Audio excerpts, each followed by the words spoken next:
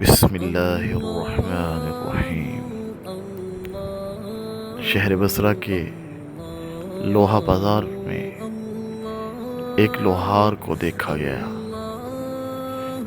جو لوہے کو سرخ کیے ہوئے تھا اور اس کو اپنے ہاتھ میں پکڑے ہوئے تھا، اور اس کا شاگرد اس پر ہتھوڑے مار رہا تھا۔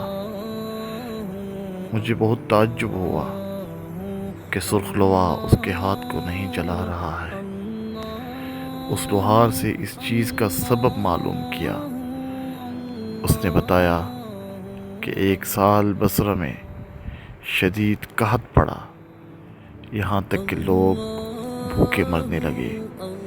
ایک روز میری پڑوسن جو جوان تھی میرے پاس آئی اور کہا، میرے بچے بھوک سے مر رہے ہیں، میری مدد کر۔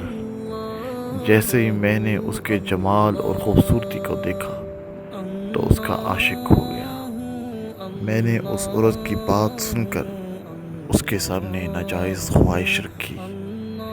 میری بات سن کر وہ شرما کر میرے گھر سے نکل گئی۔ چند روز بعد وہ عورت دوبارہ آئی اور کہا کہ میرے یتیم بچوں کو جان کا خطرہ ہے، خدا سے ڈر اور میری مدد کر دے۔ میں نے دوبارہ اپنی خواہش کا اظہار کیا۔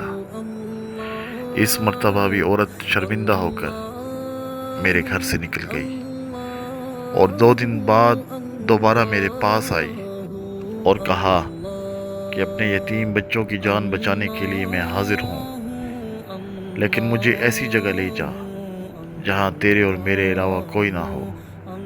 چنانچہ میں اسے ایک مخفی جگہ پر لے کر گیا۔ جیسے ہی میں اس کے نزدیک ہوا وہ لرز گئی۔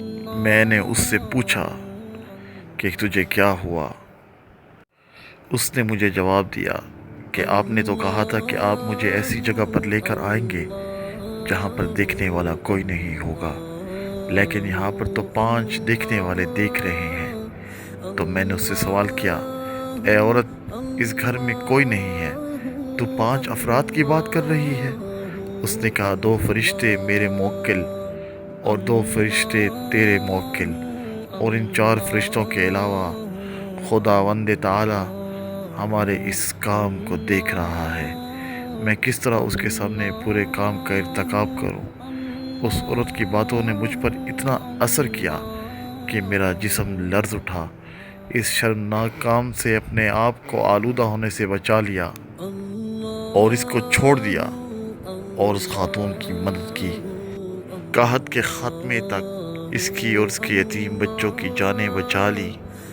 اس نے بھی میرے حق میں اس طرح دعا کی، اے پالنے والے، جیسے اس مرد نے اپنی شہوت کی آگ کو خاموش کر دیا، تو بھی اس پر دنیا اور آخرت کی آگ کو خاموش کر دے۔